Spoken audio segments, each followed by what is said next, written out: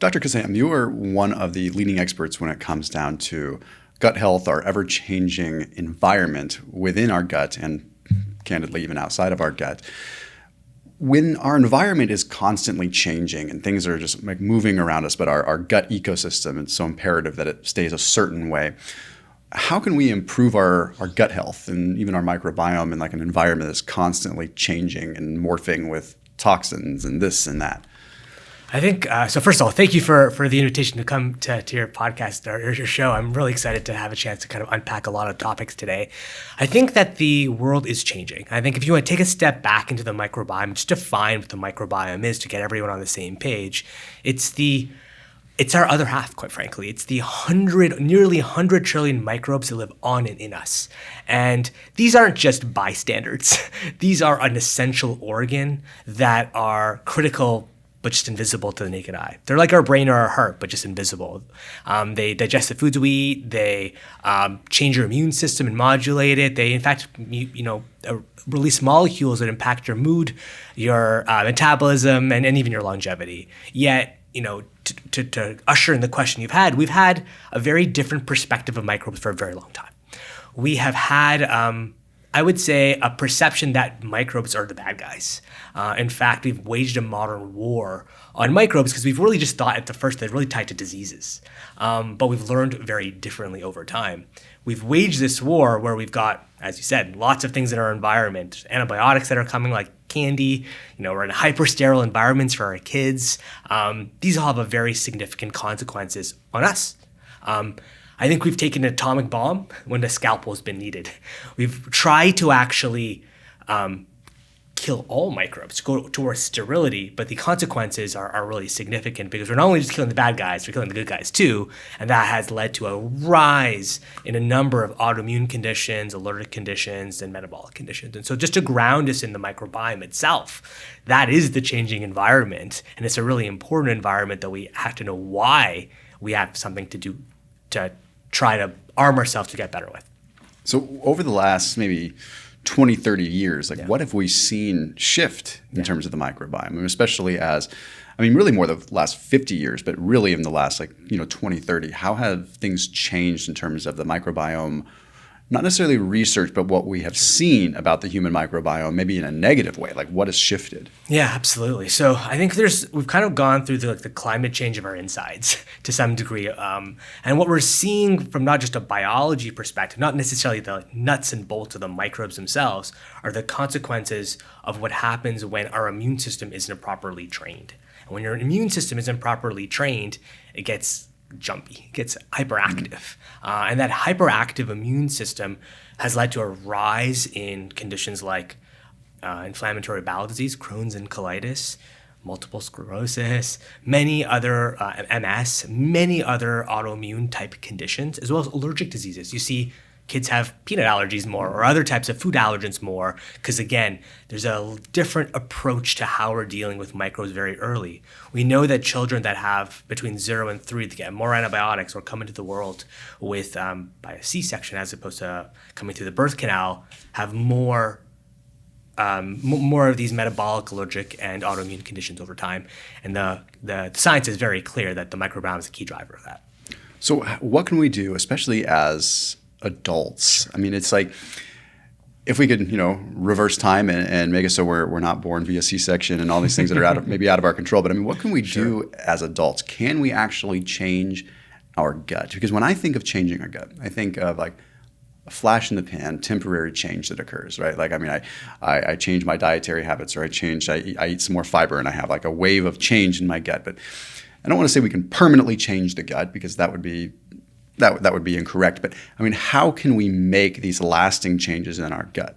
I think there's no magic bullet in with the permanent changes with gut microbiome because we live in an open environment. Our colon and our intestines are actually open to the world. Our mouth and our anus are actually connected to the air and the oxygen outside, and so we have to embrace it actually, and we can absolutely make changes that are optimizing our gut health through a couple of different ways. So you mentioned diet. I think diet's a very big one because that's how our microbes get fed, and so we have a huge impact on thinking about our diet, which we can talk a little bit more about. There's also actually, believe it or not, exercise has a huge impact. We can talk a little bit about that as well, on the way that our microbes actually get optimized. And then also in terms of like our lifestyle habits. So for example, things like excessive alcohol have impacts on the microbiome, for example. And so we're starting to think about the environment around us as being really important. But the diet is really the core piece here. If we kind of unpack it, we know that diverse diets are highly linked to having diverse microbes, which we know has benefits over health over time. There's a beautiful study done in Cork, Ireland that showed that and demonstrated that. So that's something that we can unpack together a little bit, but it's really thinking about what's the optimal diet, what are the types of things that we want to have in our diet that are going to kind of feed our microbes in the right way.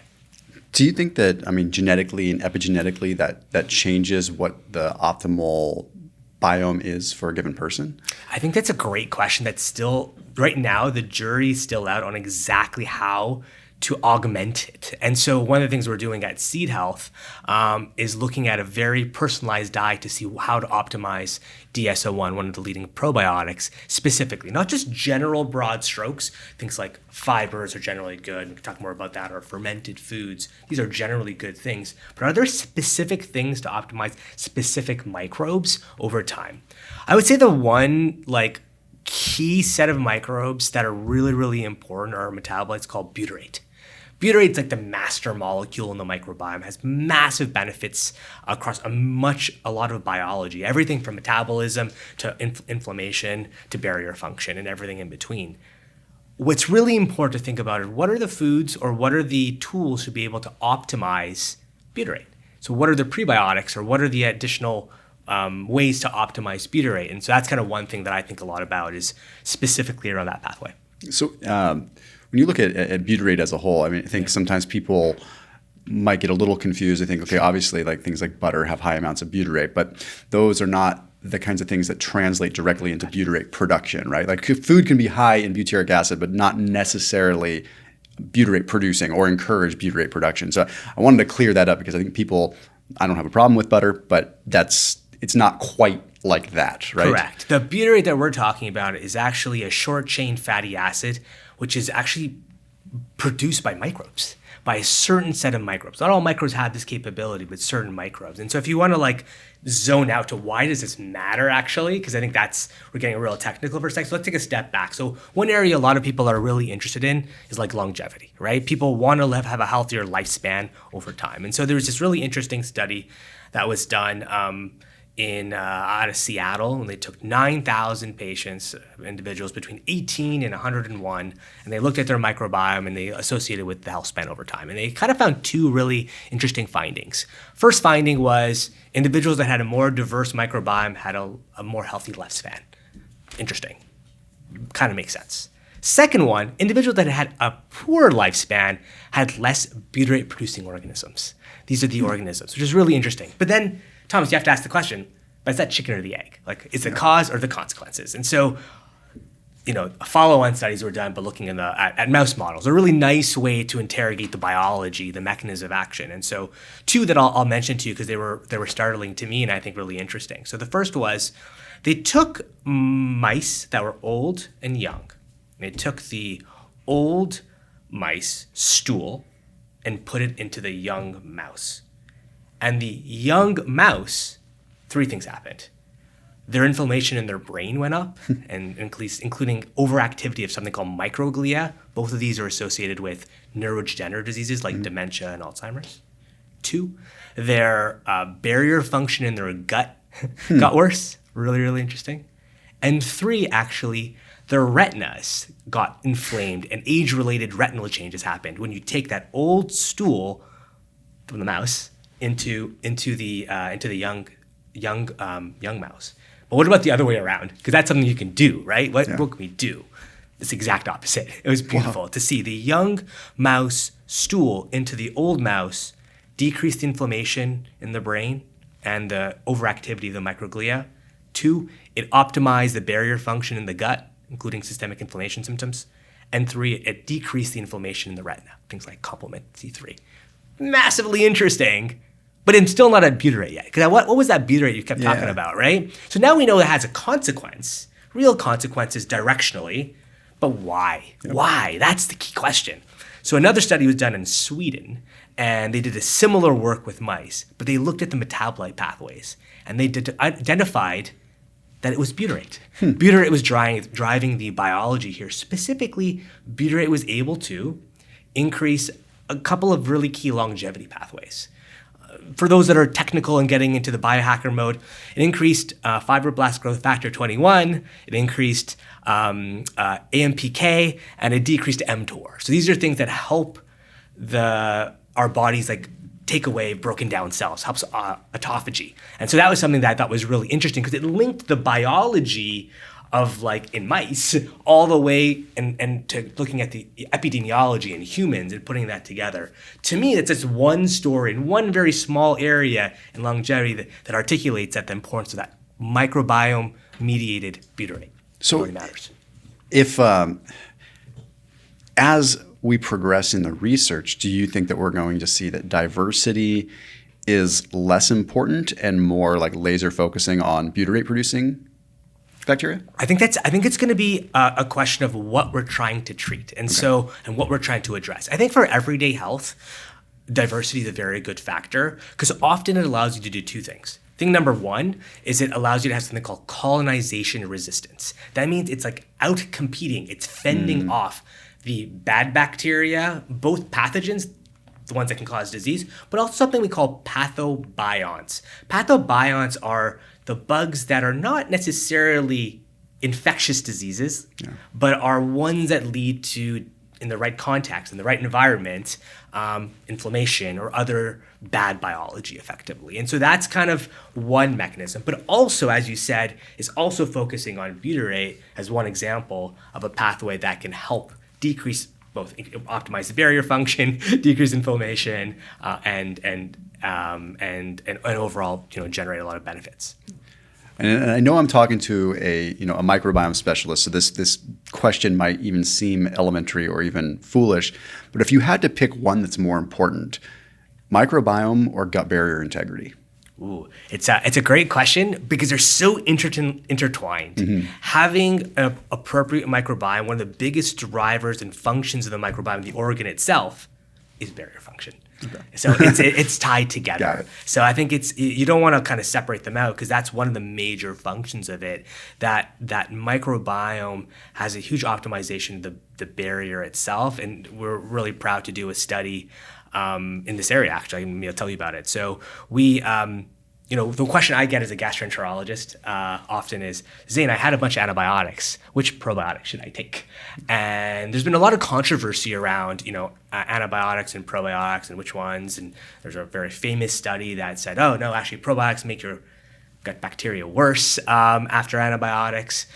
But the word antibiotics to me has always been the same as saying the word medicine. Aspirin and Viagra are pretty different medicines. They do very different things. And so we did a study that looked at DS-01 during and following antibiotics.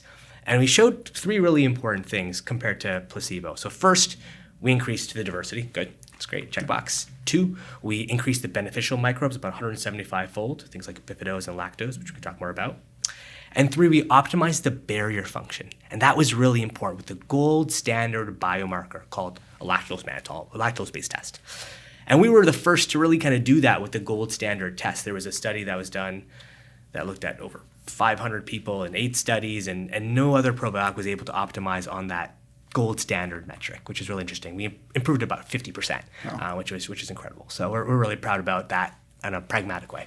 Yeah, that's impressive. Yeah, because I think people, we could almost, I want to save it for perhaps the end of this video, and I can kind of tease it, but maybe at the end of this video, it'd be helpful to give people sort of a playbook on how to look for a proper probiotic. I think that's something that, without getting too much into it right at this moment, but it's complex out there. Now you go to it's like, what do you choose, right? Yeah. There's just like a million different directions you can go, and I would say, I could probably comfortably say at least 99% of the population just has no idea what they're looking at. You need almost a literal PhD to look at this and determine what kind of probiotic. So I think that'll be really, really helpful. So I think you're totally right. By the way, I think that, and I have deep empathy for not just people that are trying to own their health and take control of their health, But even clinicians don't know. No, totally. Gastroenterologists don't know. If I ask my colleagues, between X and Y probiotic, they have no idea. And there are different trees of life. One's a bacteria, one's a fungi. And so I think there's a huge opportunity. I know I cut my career in fecal transplants, where you take it's exactly as it sounds. You take the healthy microbes and transplant them into a really sick individual. And in 2011, when I presented that data at the major medical meeting at DW, it kind of got laughed at. Yep. 5 years later, after doing all the clinical trials, now they're in clinical guidelines. And I was going to say we're getting towards actually some FDA work going there, right? I mean, it's actually going to become a real thing. There's actually 2 approved drugs already that are kind of microbiome FMT based, and that's so badass. That it's so cool. It's kind of where my career was on my previous chapter, but it's an exciting space. Well, I mean, obviously with the road model studies you talked about, I mean, clearly there's, at least in that application, and there are quite a few human trials with that, right? I mean, that's showing like the fecal transplant actually works. Yeah, absolutely. I did about 40 or so of those trials, and so just a few, a handful, and I think the evidence is really, really compelling in certain areas and less in others. And so I think the data is suggesting for this gut infection called Clostridium difficile, very effective. Actually, maybe I'll take even a further step back. That's how I found the microbiome. Actually, I was a gastroenterology fellow, and I met this patient. She was 82. She was British. She loved gardening. She loved her grandkids. And I saw her in the hospital in tears. She'd taken a antibiotic for her bladder infection, and the antibiotic worked. It cleared her bladder infection, but she was left with a side effect called C. diff, Clostridium difficile. It's a hospital superbug, causes terrible diarrhea, and she was tied to the toilet.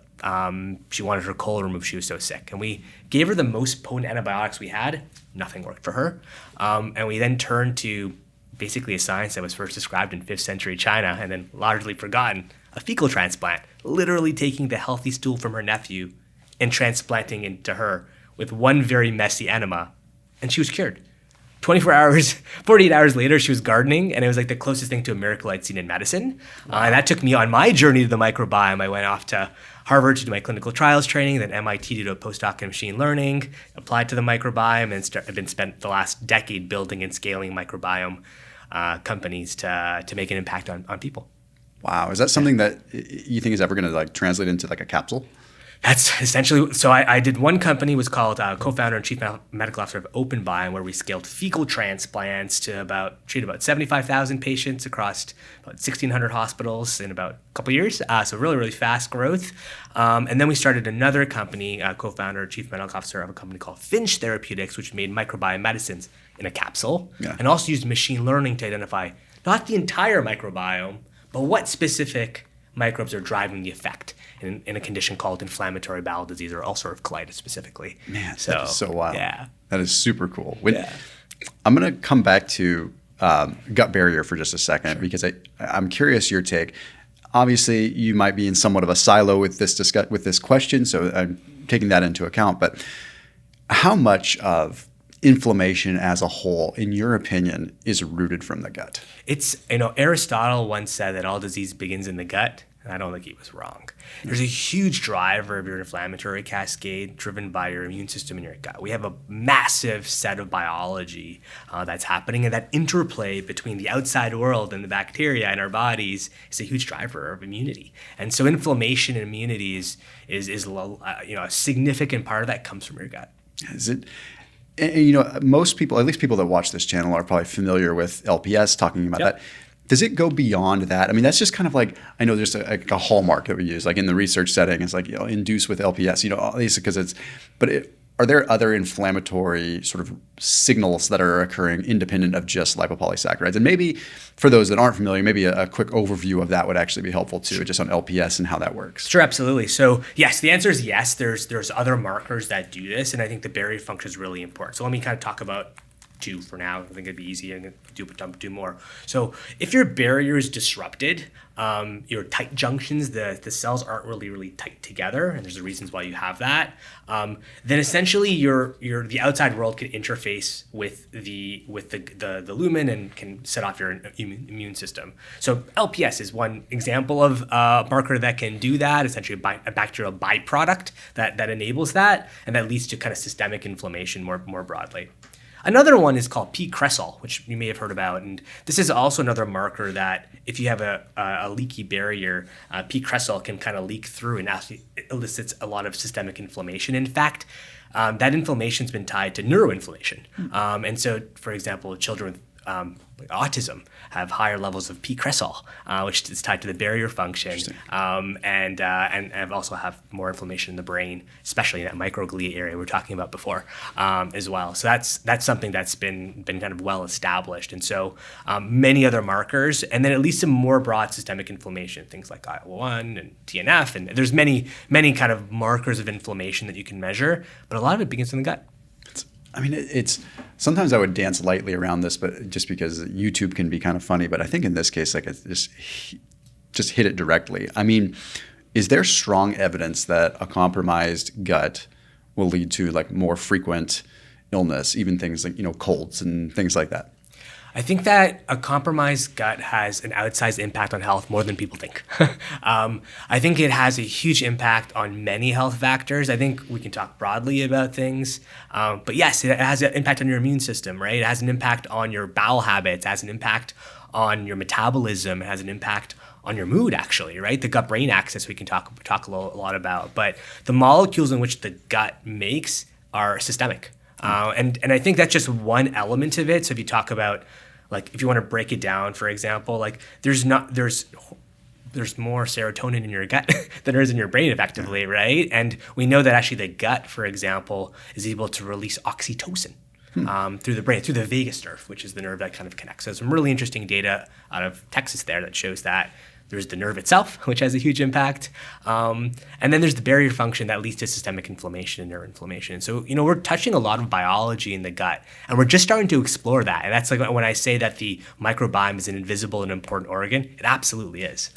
What do you think the impact of the serotonergic system within our gut is? Because it doesn't necessarily translate into like what can cross through the blood-brain barrier, right? Yeah. So what would, in your experience, I don't know if there is an answer to this, like what is the mechanism or the reason for serotonin in the gut if it doesn't actually translate to the brain? Great question. So serotonin is a very powerful compound, obviously, and it actually has an impact in motility, in gut motility, actually. And so we actually did a study, we presented at a leading medical conference called Digestive Disease Week to GI doctors.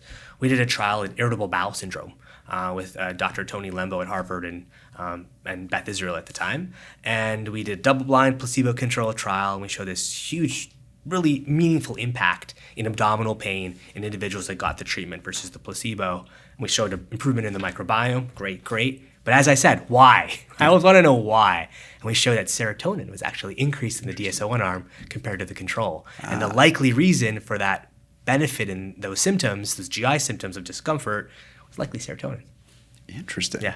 That's really fascinating. My mind goes all kinds of places, like as you think about like the in my ecosystem I deal with all the time, like people that are on like GLP-1 receptor agonists and have such almost paralysis even of the gut, right? Like to the point where, and then I'd be curious to see kind of what happens to serotonergic activity there too, since that plays such a key role. Anyway, that's going off in a different direction. Well, let's double click on the GLP-1 piece, because I think that's a really interesting, because I talked about butyrate a lot, and what I think people are starting to discover, which is really would be fascinating, is that actually butyrate works with the L cells of the intestine to release GLP-1, but it's intestinal GLP-1, right? And so intestinal GLP-1, it's not like Ozempic where you're getting it systemically, right? You're usually injecting it. But we're looking more and more about the connection between the intestinal GLP-1, and there's some really compelling data working through the vagus nerve, the nerve that connects your gut to your brain, and decreasing satiety in a different pathway. And so I think there's a lot of interesting research in metabolism and down that pathway that's starting to evolve. That's really cool. Yeah. Okay, so if we come back kind of full circle, like what would you say the big important things that people can do to, I'd say, have the biggest shift in their gut health and really actually see this noticeable change? I mean, we talked about probiotics, which we can come back to. Obviously, soluble fiber, polyphenols, things like that. But we can double click on all of those. I mean, what would you say if you had to pick even 5 for people to dramatically change their gut health? What would you say? So I think maybe I'll do 5 to avoid, and then I can do a couple to like do, right? Cool. I think so. So let's do the big 5 for me. So the big 5 for number 1 is avoiding unnecessary antibiotics. Okay. I think there's I have deep empathy for individuals that are, seeking care and they're sick and they don't really know why. And you like go to the doctor's appointment, you wait for like a long time, and it's viral though. But like it's hard to like walk away with nothing. Yeah. And on the clinician side, it's like really hard to spend a lot of time trying to engage that when you know that the patient's going to be unsatisfied. And sometimes it's easier to write a prescription than it is to actually, have that long and deep conversation. So I have deep empathy for both. But broad spectrum antibiotics can really hurt the microbiome in a very meaningful way. And so just be really thoughtful and advocate. Do I need this antibiotic? The answer is often yes, but it's a good question to ask. And if so, can it be in another route that doesn't hurt my gut? So for example, can it be topical if it's a skin infection? Can it be a drop if it's an eye infection, for example? So it's more focused. And also, can it be more narrow, meaning not a broad antibiotic that kills lots and lots of bacteria, but an antibiotic that kills a very specific bacteria that they think is going on. So that's number one thing to try to avoid unnecessary antibiotics. 200 million doses a year, right? So there's a lot of antibiotics in the US every year.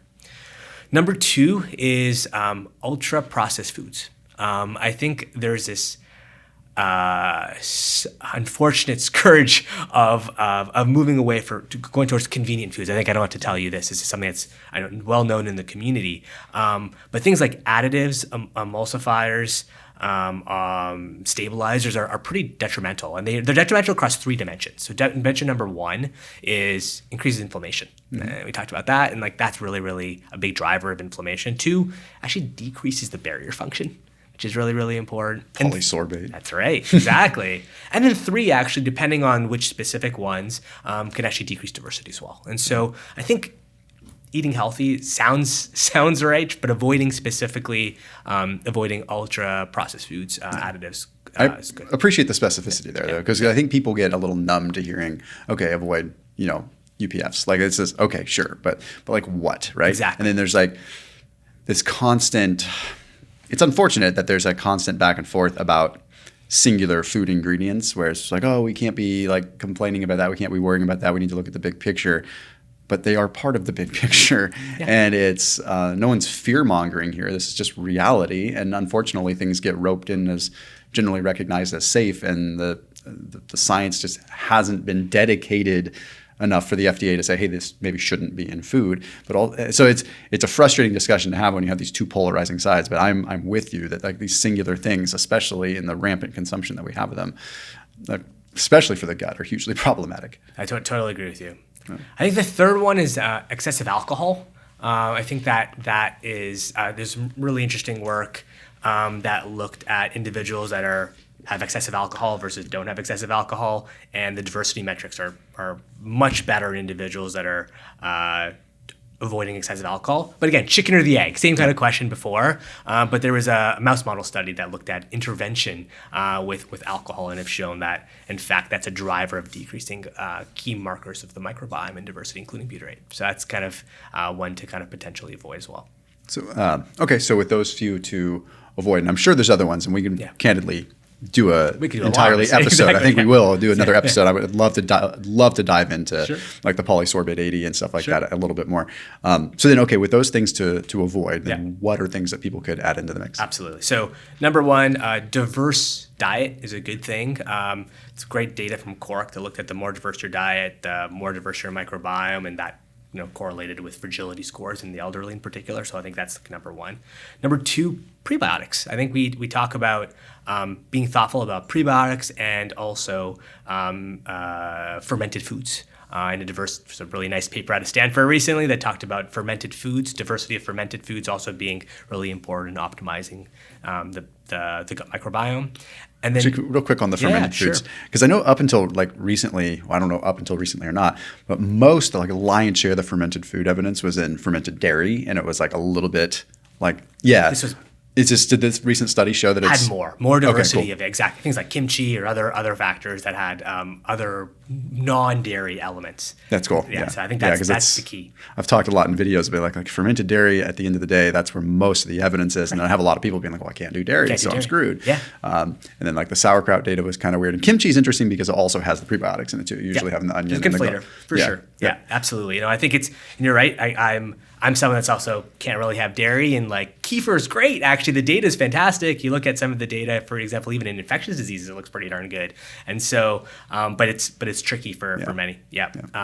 So number one, diverse diet. Number two, diverse kind of prebiotics. And then three, actually, the one I kind of alluded to a bit earlier. I actually think the exercise data is interesting. I think that it's suggestive. So cross-sectional data. So individuals that are adjusted for body weight, gender, sex, and a number of other factors. Individuals that are professional athletes compared to not have a much better microbiome. They're much more diverse microbiome. But I'm like, again, chicken or the egg, right? Chicken or the egg. A mouse study showed effectively 6 weeks on a wheel versus not for a rat showed an increase in not only just diversity but also butyrate, which is really interesting. So there's something there. I think it's the science is much earlier there, but nonetheless interesting. So maybe three there as well. Probably important to note too that like there's a fine line between over-exercising as well Correct. and destroying your gut mucosal layer, right? Correct. Absolutely. What's your take on this for athletes adding glutamine in for that particular case? I think the data is interesting and emerging. I don't know if it's fully all the way there yet to make a change. Because there's potential cancer risk with glutamine supplementation too, right? And even that data is. I'm like, I know it's all over. It's a little bit all over the place, and so you're kind of dealing with imperfect facts. Yeah. But I always tend to err on the side of safety in the grand scheme of things. So I just to be cautious and kind of see where the research tells us. I always tend to be a little bit more conservative on those sort of things. Yeah. It's also when you factor in that it's probably 0.1% of the population that's doing endurance events that are long enough to actually totally break down the gut mucosal layer. It's very small. Can you really apply that cohort to the other 99.9%? Yeah, exactly. I actually have one bonus one that to avoid actually that's interesting perhaps, and that's industrial detergents.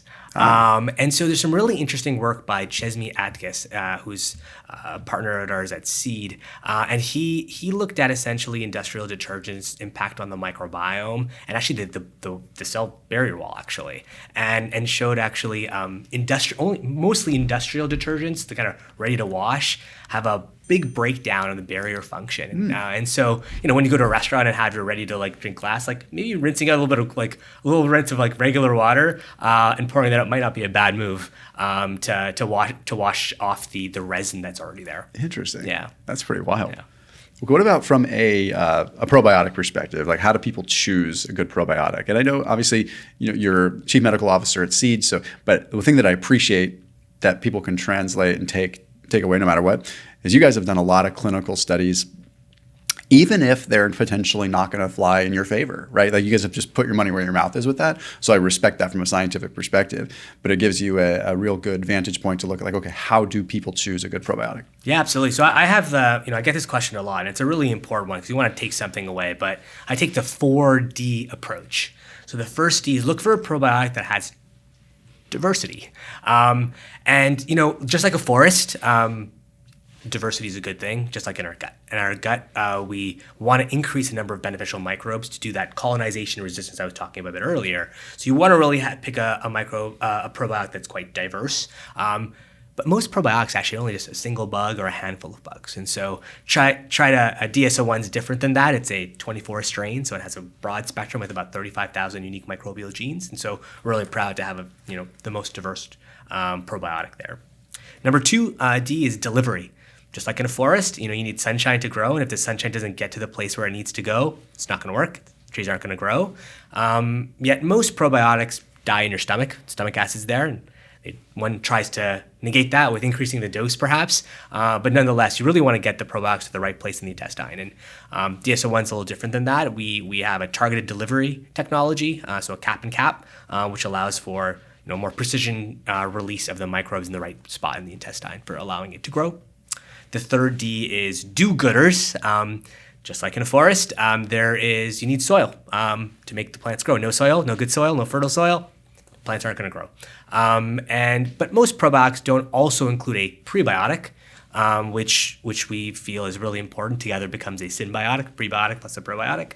And so DSO1 includes a potent polyphenol prebiotic that optimizes growth. It's a good chance to. I'm sorry. Go ahead. No, go ahead. Because I don't want to take. Can you just explain the idea behind like polyphenols as a prebiotic? Because I think when most people think prebiotic, they think like they might think garlic, onion, things like that. But there's been a lot more emerging research on polyphenols and even like really small amounts. So like you've got these people that just, I mean, I'm a believer that if you eat vegetables enough, you can acclimate to them. But there's a lot of people that just don't like to eat vegetables or like can't acclimate to that very well. They get digestive discomfort. But there's some like more emerging evidence saying that like even small amounts of polyphenols have this huge impact. That's exactly right. I think small amounts of these like really interesting compounds, and actually they help your microbes. The microbes need them actually in some ways. And so your audience might have heard of something called urolithins. Really interesting compound tied with longevity, tied with age-related muscle degeneration or muscle optimization. And we've shown some really incredible data showing actually DSO1 in this case, in a trial, in our double-blind placebo-controlled trial, was able to increase our urolithins, and that's likely being driven by the polyphenols. And so I think that's a really important point. You need both the microbes and you need the prebiotics. And polyphenols in small doses can be very powerful. They're just a powerful kind of compound. And I might have cut you off. So had you gotten to you were just about to get to the 4 Last D. So diversity, delivery, do-gooders. Do-gooders are those prebiotics. And last D is data. I think you talked a little bit about this. Not all data is created the same. At Seed, we really prioritize doing, double-blind placebo-controlled trials that, change hearts and minds. And we've done a number of those that we've presented at large medical meetings. We talked about some of them already. But it's, I think, really interrogate the data and understand the why. We don't often talk about why were things selected, but we know that different strains can be as different as, like when you say dog, it's like, okay, like a Chihuahua and a Great Dane are pretty darn different. So getting to the specificity of which type of, for example, lactobacillus. Some Lactobacillus crispatus, great for vaginal health, not so good for gut health, right, necessarily. But some reuteri, very good at protecting against pathogens. So it just depends what specific actual strain we're talking about. Kind of burning question, Can you screw yourself up by taking the wrong kind of probiotic?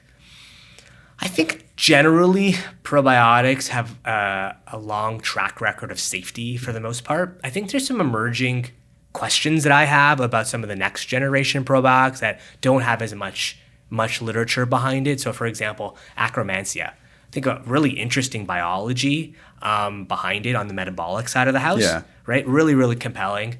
But there's this cover, I think it was a cover of Science or Nature, and it's like Akkermansia, like the two-faced microbe. Because the cross-sectional data in colon cancer patients suggests people that have colon cancer have higher amounts of Akkermansia. But chicken or the egg, we don't really know. The challenge is there's a preclinical in vivo experiment, a mouse model experiment, that supplementation of Akkermansia led to colon cancer. And so that doesn't mean I'm suggesting that Akkermansia supplementation leading to colon cancer. What it just means is I'd love to see some more data, some longer term data. Lactobacilli and bifidos, again, those families of bugs have been around for a very long time with a very long track record. They're all different, but the track record of safety is there. I think as we're starting to think about these newer microbes, I think just understanding the track record of time is also very helpful. Yeah. Agreed.